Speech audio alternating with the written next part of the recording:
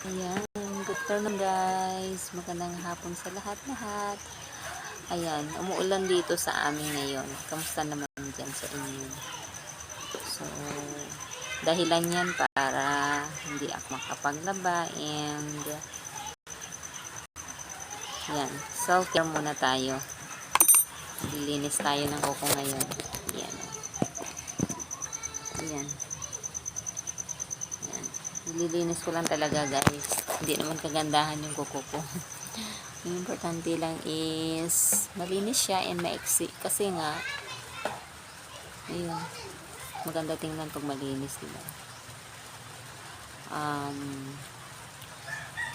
Sariling sikap lang tayo guys. Kasi wala tayong perang pang bayad sa manicurista. Isang dahilan niya na. And pangalawa kasi, na-trauma ako sa mga, naglilinis ng kuko ko. And wala akong kilalang expert para linisin yung aking kuko. So, natuto rin ako maglinis ng sarili kong kuko.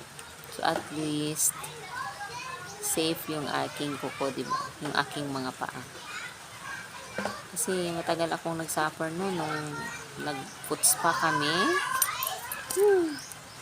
Grabe. Hindi lang kuko yung masakit ha. As in buong